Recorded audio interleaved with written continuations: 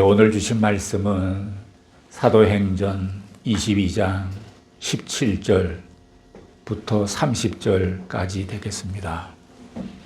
제가 먼저 17절을 읽겠습니다. 후에 내가 예루살렘으로 돌아와서 성전에서 기도할 때에 비몽사몽간에 봄에 주께서 내게 말씀하시되 속히 예루살렘으로 나아가라. 저희는 내가 내게 대하여 증거하는 말을 듣지 아니하리라 하시오니 내가 말하기를 주여 내가 주 믿는 사람들을 가두고 또 각 회당에서 때리고 또 주의 증인 스데반의 피를 흘릴 적에 내가 곁에 서서 찬송하고 그 죽이는 사람들의 옷을 지킨 줄 저희도 아나이다. 나더러 또 이르시되 떠나가라 내가 너를 멀리 이방인에게로 보내리라 하셨느니라. 이 말은 한 것까지 저희가 듣다가 소리질러 가로되 이러한 놈은 세상에서 없이 하자 살려둘 자가 아니라 하여 떠들며 옷을 벗어 던지고 티끌을 공중에 날리니 천부장이 바울을 영문으로 데려가 명하고 저희가 무슨 일로 그를 대하여 떠나 알고자 하여 채찍질하며 신문하라 하되 가죽줄로 바울을 매니 바울이 곁에 섰는 백부장도로 이르되 너희가 로마 사람 된 자를 죄도 정치 아니하고 채찍질 할 수 있느냐 하니 백부장이 듣고 가서 천부장에게 전하여 가로되 어찌하여 하느뇨 이는 로마 사람이라 하니 천부장이 와서 바울에게 말하되 네가 로마 사람이냐 내게 말하라 가로되 그러하다. 천부장이 대답하여 나는 돈을 많이 들여 이 시민권을 얻어노라. 바울이 가로되 나는 나면서부터로라 하니 신문하려던 사람들이 곧 그에게서 물러가고 천부장도 그가 로마 사람인 줄 알고 또는 그 결박한 것을 인하여 두려워하니라. 이튿날 천부장이 무슨 일로 유대인들이 그를 송사하는지 실상을 알고자 하여 그 결박을 풀고 명하여 제사장들과 온 공회를 모으고 바울을 데리고 내려와서 저희 앞에 세우니라. 아멘. 사도 바울은 예수를 믿는 자들을 잡아오게 가두기 위해서 담에석으로 가는 도중에 예수님을 만났습니다. 우리는 앞에서 이 내용을 살펴보았습니다. 그가 어떻게 예수님을 만났습니까? 그가 노력해서 만났나요? 아닙니다. 그는 율법에 대한 많은 지식을 가지고 있었지만 그 율법으로 예수님을 발견하지 못했습니다. 그에게는 유대인의 전통과 헬라 철학에 대한 많은 지식도 있었지만 그것들이 예수님을 만나는데 도움이 되지를 못했습니다. 오히려 그것들은 예수님을 만나게 하는데 방해 요소가 되었습니다. 저도 과거를 생각해 보면 제가 예수를 만나는데 유교 사상이 좀 방해가 된 적이 있습니다. 이해가 돼요. 이렇듯 그가 예수님을 찾은 것이 아닙니다. 예수님이 그에게 찾아오신 것입니다. 그것도 갑자기 찾아오셨습니다. 더구나 예수 믿는 자들을 핍박하려고 가는 도중에 찾아오셨습니다. 요한복음 15장 16절에 보면 너희가 나를 택한 것이 아니요 내가 너희를 택하여 세웠나니. 그렇습니다. 근본적으로 예수님을 만나는 것은 언제나 내 노력으로 되는 것이 아닙니다. 내 노력, 내 헌신, 내 목마름으로 예수님을 만나는 것 같지만 영적으로 보면, 실제 보면 예수님이 먼저 우리를 찾으신 것입니다. 그래서 예수님을 만난 사람들은 은혜로다 이렇게 말을 합니다. 우리가 예수를 믿게 된 것은 내 노력이나 나의 연구와 지식으로 된 것 같지만 정작 예수님을 만나고 보니까 예수님이 나를 만나 주신 것이라는 사실입니다. 우리는 우리 힘으로 지금 이 자리에 와 있는 것 같지만 사실은 성령의 인도함을 받아서 은혜로 이곳에 오게 된 것입니다. 드디어 사도 바울은 예수님을 만나 그분의 음성을 듣게 되었고 그분의 빛으로 말미암아 순간적으로 시력을 잃었습니다. 전혀 예측하지 못했는데 예수 그리스도께서 그의 생애에 찾아오셨을 때 그는 변할 수밖에 없었습니다. 예수 믿는 사람을 잡으러 다니던 그가 오히려 예수를 믿게 됐고 예수의 증인이 되어서 예루살렘으로 갔습니다. 예수를 만난 사람에게는 모든 것의 의미가 이전과 달라집니다. 예수를 만나면 탕자처럼 살던 자가 집으로 돌아옵니다. 직장 생활도 예수를 믿기 전, 예수를 믿은 후 그 직장의 의미가 달라집니다. 우리의 삶도 그렇습니다. 자, 바울은 예수의 증인이 되어서 예루살렘으로 돌아왔습니다. 그리고 거기에 있는 많은 그리스도인과 교제하기를 원했습니다. 그러나 바울의 과거 때문에 많은 사람들이 그를 의심했습니다. 혹시 예수를 믿는 척 위장해서 우리를 체포하려는 것은 아닐까? 다른 그리스도인들은 바울에 대해서 이런 두려움을 가지고 있었을 것입니다. 그때 유일하게 한 사람이 나타나서 바울을 도와줍니다. 그 사람이 바로 바나바입니다. 이 사람은 정말로 회심하고 예수를 진실로 믿게 된 사람이다. 오해하거나 의심하지 말라. 이렇게 바나바는 사울을 변호해 주었을 것입니다. 그러나 불구하고 바울은 많은 그리스도인들에게 배척당하고 의심을 받았습니다. 그럴 즈음에 그는 성전에 올라가서 기도하다가 비몽사몽간에 하나님의 음성을 듣게 됩니다. 17절, 18절을 보시면 후에 내가 예루살렘으로 돌아와서 성전에서 기도할 때에 비몽사몽간에 봄에 주께서 내게 말씀하시되 함께 읽죠. 속히 예루살렘에서 나가라. 저희는 내가 내게 대하여 증거하는 말을 듣지 아니하리라 하시거늘. 바울이 들은 하나님의 음성은 예루살렘에서 떠나라라는 것입니다. 힘들게 찾아온 예루살렘인데 떠나라는 것입니다. 그 이유는 내가 증거하는 그 말들을 그들이 듣지 않을 것이기 때문입니다. 바울도 처음에는 자기를 받아들이지 않는 그들에 대해서 좀 섭섭한 마음이 있었겠죠. 그러나 가만히 생각해 보면 그럴만하다고도 여겼을 것입니다. 사람들 사이에서 이런 일이 자주 일어날 수 있습니다. 예수를 위해서 열심히 일하는데 오히려 오해와 배척을 받습니다. 그러나 그때 자기 과거나 자신의 모습을 가만히 생각해 보면 사람들이 그럴만하다라고 생각이 들 때도 있습니다. 바울이 바로 그런 상황인 것 같습니다. 그가 과거 어땠습니까? 19절, 20절을 보시기 바랍니다. 시작. 내가 말하기를 주여 내가 주 믿는 사람들을 가두고 또 각 회당에서 때리고 또 주의 증인 스데반의 피를 흘릴 적에 내가 곁에 서서 찬성하고 그 죽이는 사람들의 옷을 씻긴 줄 저희도 아나이다. 바울은 이러한 자신의 과거를 생각하면서 사람들이 자신을 받아들이지 않는 현실을 아마 당연하다라고 고백했을 것입니다. 그러나 하나님은 다르셨습니다. 주님은 바울의 과거에 상관하지 않으시고 그런 말미암는 아주 놀라운 계획을 가지고 계셨습니다. 21절을 보시면 보실까요? 시작. 나더러 또 이르시되 떠나가라 내가 너를 멀리 이방인에게로 보내리라 하셨느니라. 이 말씀을 보면 주님께서 바울이 예루살렘 성도들로부터 배척받고 오해받더니 떠나라고 한 것이 아니라 이방인 전도 때문에 예루살렘을 떠나라고 하신 것입니다. 이것을 보면 내가 원하는 것과 하나님이 원하신 것이 다를 수가 있습니다. 이사야서 55장 8절 말씀 보면 같이 읽어볼까요? 시작. 여호와의 말씀에 내 생각은 너희 생각과 다르며 내 길은 너희 길과 달라서 하늘이 땅보다 높음 같이 내 길은 너희 길보다 높으며 내 생각은 너희 생각보다 높으니라.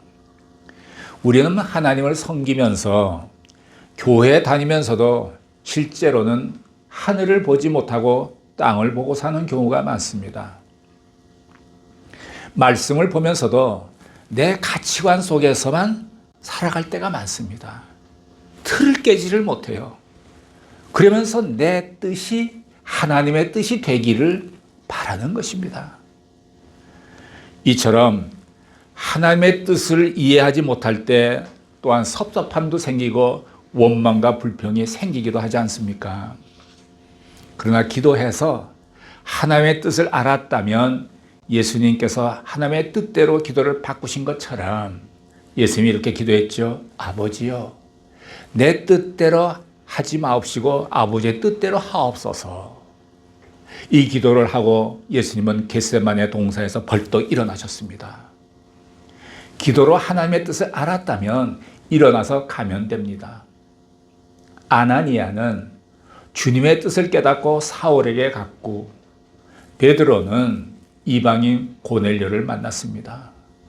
하나님의 관심은 복음이 모든 민족과 열방에게 전해지는 것입니다.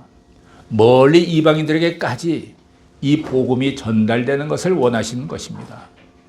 그리고 하나님은 언제나 새 일을 행하십니다. 그러므로 우리는 과거에 머물러 큰 일을 했다 할지라도 그것들을 벗어버리고 언제나 주님이 주시는 그때그때 음성에 예민해야 합니다.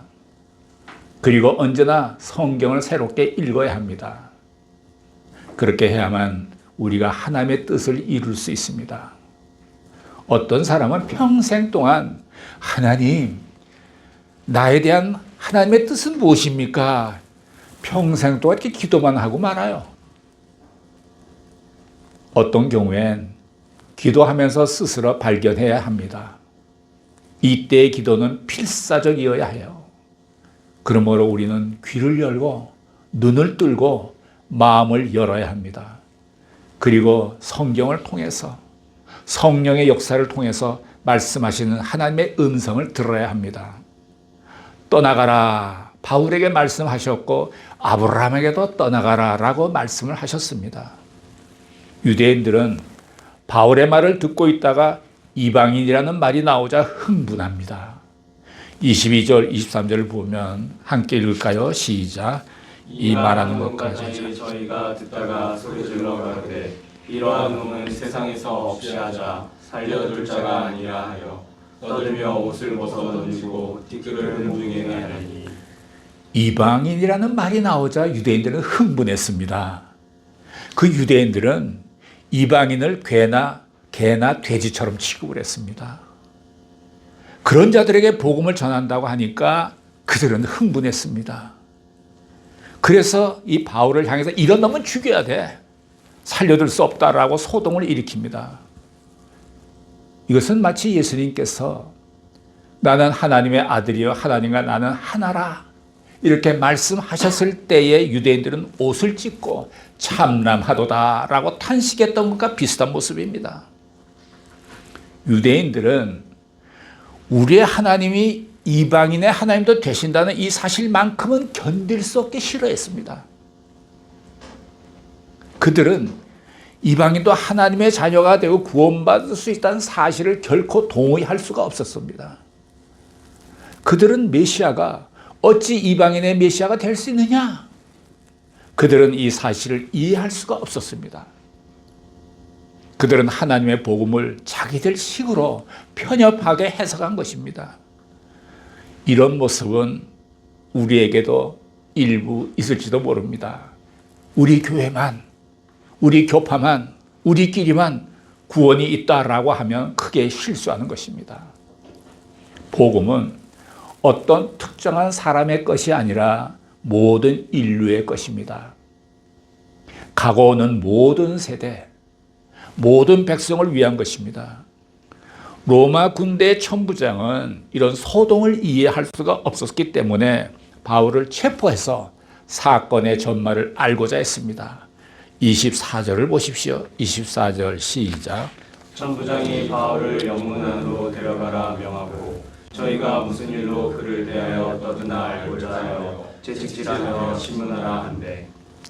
그리고 바울은 가죽줄로 결박당했습니다. 이때 바울을 신문하려는 그 백부장에게 한마디 했습니다. 나는 로마 신권을 가지고 있는 사람이다. 이 소식을 전해들은 천부장은 깜짝 놀랐습니다. 자기는 로마 시민권을 많은 돈을 주고 샀는데 이 보잘것없는 이 사람 바울이 로마 시민권을 가지고 있다니 놀랄 수밖에 없었습니다.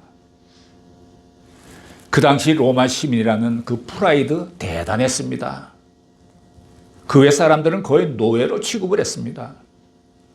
로마 시민의 경우 재판 없이 채찍질하면 이것은 위법이었습니다.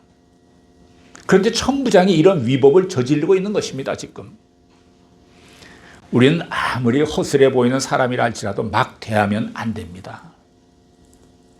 천부장의 위법을 저질러서 두려워했습니다. 바울은 자신의 신분을 이용해서라도 그리스도의 복음을 증거하는 열심이 있었습니다. 바울의 전체 삶을 조명해 보면 그가 항상 붙들고 있는 것이 하나 있었는데 바로 예수님입니다. 그에게는 오직 예수님 뿐이었습니다. 핍박을 당하든 매를 맞든 굶주리든 모욕을 당하든 감옥에 들어가든 그것이 문제가 아니었습니다.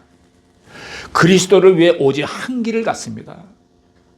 그는 제도나 방법이나 교파 등에 관심이 없었습니다. 그는 오직 복음 자체만 관심을 갖고 있었습니다. 그러나 복음이 없는 사람들은 자꾸 뭘 하는지 아십니까? 건물을 원합니다. 명예를 원합니다. 박사 학위에 신경을 씁니다. 겉으로 보이는 것을 원합니다. 육체의 정욕, 안목의 정욕, 이생의 자랑으로 치우쳐서 결국 비참하게 망합니다. 그러나 바울에게는 그런 것이 하나도 없었습니다. 오히려 그것들을 분토로 여기며 배설물같이 여겼습니다. 바울에게는 진정한 복음이 있었기 때문에 가는 곳마다 영향을 주었습니다. 그는 지식과 학문, 그리고 율법에 대한 많은 지식이 있었고 세상적으로도 자랑할 것이 많았습니다. 그러나 그는 복음을 전할 때 철학을 사용하지 않았습니다. 사회학이나 심리학을 사용하지 않았습니다. 학문을 사용하지 않았습니다. 말과 지혜의 아름다운 것을 하지 않았습니다. 그가 사용한 것은 오직 십자가에 못 박히신 예수 그리스도였습니다. 누가 이 사람에게 친구가 되어줄 수 있겠습니까? 누가 이 사람을 위로해 줄 수가 있겠습니까? 그는 오직 한 분, 예수 그리스도. 그분을 위해서 모든 것을 견뎠습니다. 예수를 위해서라면 무식하다는 말을 들어도 좋고 예수쟁이라고 어떤 욕을 먹어도 좋고 어떤 열악한 환경이 있어도 전혀 문제가 되지 않았습니다. 자, 마지막으로 30절을 보시겠습니다. 30절 시작. 이튿날 천부장이 무슨 일로 유대인들이 그를 송사하는지 시상하여보자 하여 그 결박을 풀고 명하여 제사장들과 온 공회를 모으고 바울을 데리고 내려와서 저희 앞에 세우니라. 이 모습은 겟세마네 동산에서 기도하시던 예수님을 로마 군인들이 잡아다가 대제사장에게 이양해서 재판을 받게 했던 경우와 그 모습이 비슷합니다. 지금까지는 바울이 육체적인 고통을 겪는 소요 속에 있었지만 이제는 정신적인 고통이 있는 재판의 과정으로 옮겨갔습니다. 사도 바울은 대제사장과 공회의 재판에서도 굉장히 담대한 모습을 보입니다. 사도 바울은 할 말을 하는 사람이었습니다. 이 부분에서 바울과 예수님과의 좀 차이가 있는 것 같습니다. 예수님께서는 붙잡혔을 때 침묵하셨습니다. 사람들이 치고 때리고 조롱해도 가만히 계셨습니다. 순교를 당했던 스데반도 돌을 맞으면서도 조용했습니다. 그러나 바울은 좀 달라요. 사도행전 23장 3절에 보면 바울이 이렇게 외쳤습니다. 자막을 보고 한번 보실까요? 시작. 바울이 가로되 회칠한다며 하나님이 너를 치시리로다. 내가 나를 율법대로 판단한다고 앉아서 그 율법을 어기고 나를 치려 하느냐 하니. 어떻습니까? 바울은 침묵하거나 조용하지 않았습니다. 대결하는 모습이었습니다. 어찌 보면 성깔이 좀 있는 바울의 모습입니다. 이럴 때 바울은 참 인간적이라는 것을 느끼게 됩니다. 이런 성깔 있는 남자, 그 사람을 하나님이 붙잡으셨습니다. 그리고 오직 예수만을 위해 살도록 만드셨습니다. 우리 가운데 성깔 있는 분 계십니까? 불의를 보고 참지 못하는 분 계십니까? 억울한 일을 보면 막 대드는 분들, 흥분하는 분들, 이런 모든 분들은 오늘 예수님께 꽉 붙잡혀서 사도 바울같이 당신의 인생에 오직 예수만이 있기를 주님의 이름으로 축복합니다. 아멘. 기도하시겠습니다. 사랑하시는 하나님 아버지, 오직 예수만을 사랑했고 예수만을 자랑했고 예수만을 위해 죽기로 결심한 사도 바울을 보았습니다. 오늘 우리들에게도 오직 예수만이라는 믿음을 주시옵소서. 예수님의 이름으로 기도드렸습니다. 아멘.